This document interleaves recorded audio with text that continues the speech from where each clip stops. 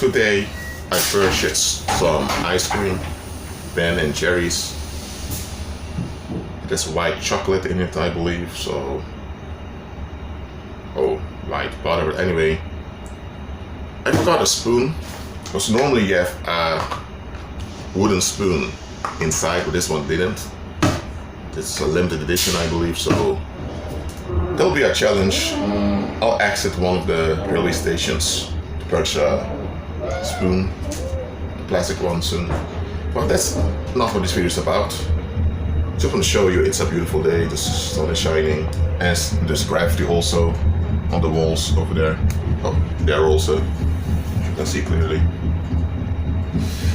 Well, this video is for you to realize that as a believer, your advantage is not in you knowing it all. Your advantage is not in you controlling it all. You can't control anyway, so you might as well forget about that. Your advantage is not in explaining it all, nor in apologizing to all. That's what pagan Christianity tells you. Your advantage is in believing. Because when you are firm in Christ, you're automatically flexible towards everyone else. And when you are flexible towards everyone else, it's very hard for you to be conned. Many people are deceived. I'm going to use the word conned in this video because it's more appropriate. Many are conned because they have something to hide. And I'm not talking about a crime, nor about an affair. I'm not talking about such things. Anytime you are mentally and emotionally invested in something that's not in line with Christ, that thing that you're invested in becomes a stumbling block onto you. Let me repeat that. Every time you are invested in something that's not in line with Christ, that thing that you're invested in that's not in line with Christ will have a grip on you. You think you have it, but it has you. So, anytime you're invested in anything that's not in line with Christ, you have something to hide. Namely, that your investment cannot be accounted for. And this is something that's very hard for people to understand. Let me give an example. This concept of boundaries. You have your expectations of what you want, and others need to submit to those expectations. So the boundaries comes down to, you want to control your life. Life is just life, it's not yours because you can't control it, yet you want to control life. That's a delusion already. And now you want others to give in to your urge for control.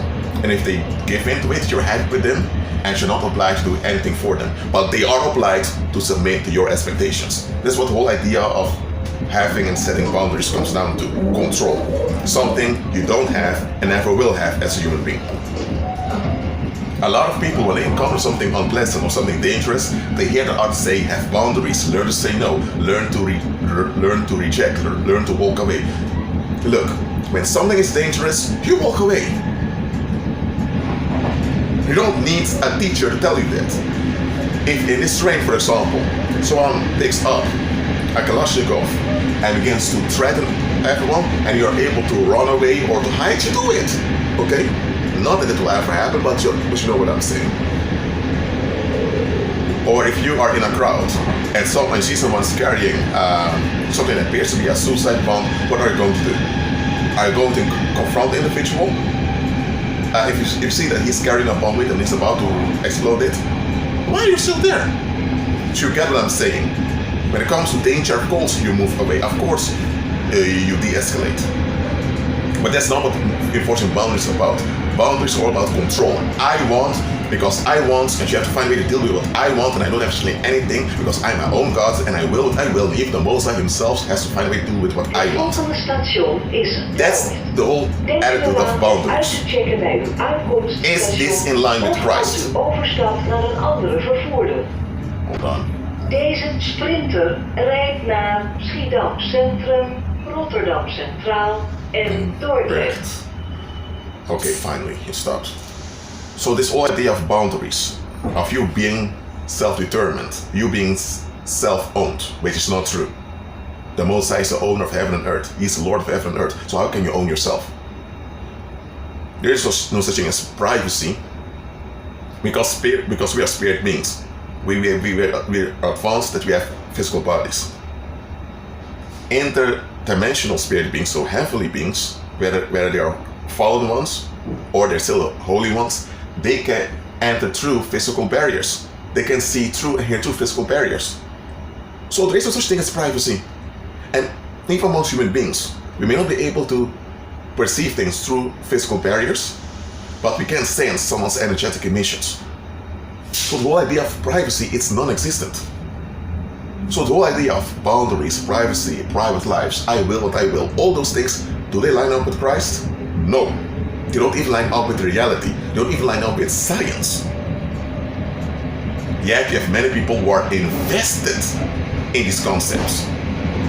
They treat others based on these concepts. And what's the result?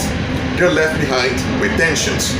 Because anytime you agree with something that goes against reality, reality will reveal that it can't work. And if you're invested in it, it's going to be a shock, and the shock will bring tension into you. Normally when that happens, you're like, okay, somewhere something is wrong. You're going to evaluate it. But what do a lot of people do? They invest in expectations that go against God, go against reality, that goes against their own design, and at the same time they wonder why things are so difficult. But then, because they are invested in expectations, they don't want to see those expectations are the cause that things are wrong. Or better said, their investment in those expectations are the cause that things are wrong. So what happens now? Now they want a solution for something that's very obvious. They need to let go. They need to unlearn. And need to forfeit and lose their investments. They don't want to do this. So there is no solution for them anymore. Their solution, if you don't want their solution, which is obvious, then there is no solution left. So the only thing that's left for you is a fake solution. So, or better said, a scam. So those that don't want to do the obvious, which is natural, they have set themselves up to be conned. Het volgende station is Delft Campus. They are renovating around here in Delft. They're renovating here a lot lately, but okay. So if you don't want to face the obvious, which is natural, then what's left for you? The same way, if there's a building and there's some fire exit and the fire is raging, then you know you need to go to the fire exit, which is safe. But if you, for some dumb reason that cannot be accounted for, don't want to use a fire escape because you encounter people you don't like, or because you don't agree with the design of the building, or whatever weird reason you have, the building's on fire, your life's in danger, that's a fire exit. You should take it. No matter who's there, you take it. But if you don't want to take the fire escape, what's left for you? You can jump out the window.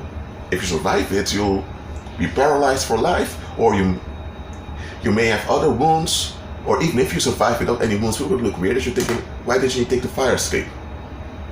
So there's going to be social consequences. Anyway, there's going to be very bad consequences that will haunt you if you don't take the fire escape. So if you made up your mind that you don't want to take the fire escape, and that you don't want to even think about fire escape, then there's no solution for you. So the only thing that you're looking for is someone to tell you that your irreality is true, so you don't have to face the fact that that you're in error. And what happens now is when someone is in this state that they don't want to admit that they are in error, the enemy will send someone their way to tell them what they want to hear and to tell them what they want. And this is what often happens to worldly people. They are conned, not because they're dumb, because they're not. Some have degrees, some have titles, some have a high IQ. It's not because they're naive, because many are not. And by the way, just because someone is naive doesn't mean that automatically they will fall for everything. Even naive people when something is way out of line or way absurd, they will begin to ask questions. They're still not able to ask questions, and the fact they're asking questions already dissolves the power of the scam. So even naive people have an advantage. Because they ask questions, because they don't see the obvious evil, the fact that they ask questions already breaks down the power of the deception. Those that are, let's say like this, world people are often caught for one reason only: pride. They don't want to forfeit their negative investments. They don't want to forfeit their negative will. They don't want to forfeit their claim to sovereignty. They don't want to admit they're wrong, and they don't want to bend over and comply with justice. That is why they're caught. So if you have something to hide, because you invested in something that cannot be reconciled with Christ, then you are the number one target for scam artists. Because when you persist in irreality, because you don't want to submit to the fact that you're not the Most High, that you're not entitled to control, that you cannot control, and that the only option for you is to rely on Christ, to be firm in Him and flexible towards everyone else. If you don't want to do that, then what's left for you? You just want relief. But relief is only temporarily and short-lived, and only relief that brings side effects. So, when you're in such a state, what is going to happen is that eventually you'll become delusional. You just want an escape, and you don't care where the escape comes from. You'll reach the point that you don't care anymore. And once you reach that state, anything will do it with you. Anything. That is why scam artists, when they want to con you, they send one of their partners to annoy you, and once you're so annoyed by that guy or that girl, now you want relief from the annoyance you have. You have the annoyance towards the individual, not the individual, so it's you with the annoyance. But you blame the other for the annoyance you have. Now, if the other is dangerous and the danger affects the environment, that's different. But then you need to do something about it if you can do it. But for you to be upset just because you don't get things your way, or just because you're not validated, well, that's negative projection. There's not wrong with projection in itself, but negative projection is destructive. So that's why scam artists often send someone to annoy you. And once you're so annoyed, you want relief from the annoyance you have, what you think is caused by the other, but you have the annoyance. And now the scam artist comes and validates your annoyance. And because he validates your annoyance, you now feel bonded with this scam artist, thinking he's on your side, or at least he's a reasonable guy or reasonable girl. And once this bonding has occurred, you become blinded to who the individual is, because you only perceive the individual through your hurt, or through your disappointment, or through your anger, or through your relief seeking. So you can't judge an individual properly. So once the bonding process occurred, now the only thing the scam artist has to do is to offer you a story that's in line with your relief seeking, and that's it. You begin to invest. And once you invest, you feel like you become established in the thing you're invested in. After a while, if the scam artist wants to become more powerful, and he sends another individual to know you, now you invest more, and before you know it, you're so strongly invested in that thing that everything about you is centered around that thing that you're invested in.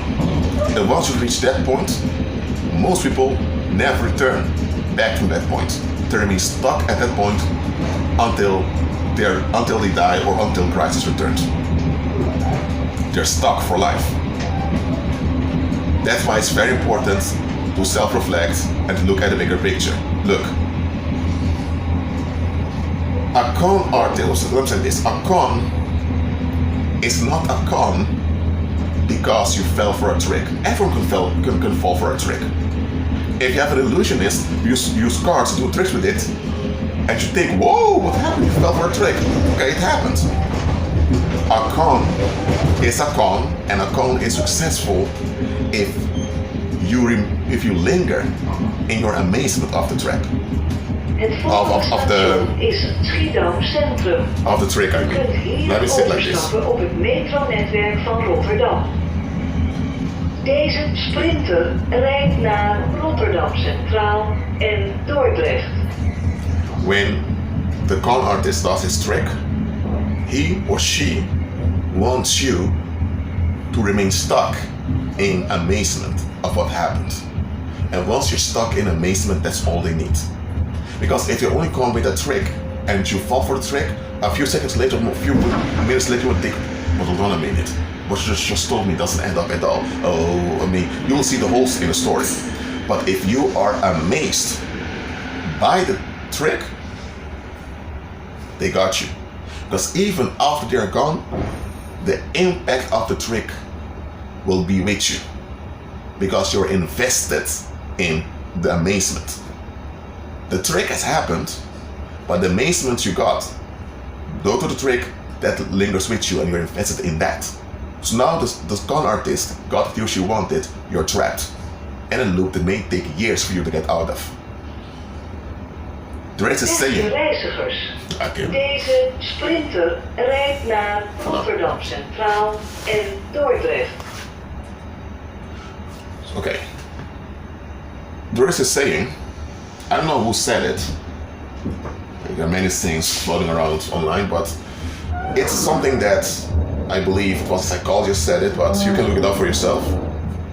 It goes like this: the moment you give your power away to a charlatan, you're likely never get it back.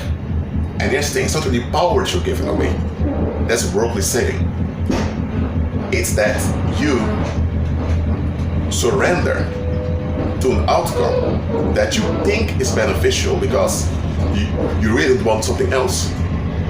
So now that other thing becomes attractive to you because you really don't want that. So it's duality. You want to escape that over here, and now this seems to be a legitimate escape. This seems to help you get away from that, so you want that. You grasp for that. And the charlatan comes with a story why that other thing is so valuable. It can be that the other thing is not valuable at all, or maybe even non-existent, but because you're so happy to relieve from this over here, you're falling for that. Now this, you can recover and heal from what happened, but the moment you are so invested in the trick, or I'm saying the moment you're so invested in the amazement that you have concerning the trick, you can recover, but most people don't. That's why a lot of folks that become old and bitter and angry, because they don't want to admit they've been conned, they've been scammed. So, to avoid con artists from having a hold on you or from hindering you, always look at the bigger picture and ask this question: does this line up with Christ? Does this recognize him as the man? If it doesn't, remove yourself from it, or relate to it in a flexible way as Christ told you to. Well, that's it for now. I'm on the highest spoon now. Keep agreeing with Christ and be at peace.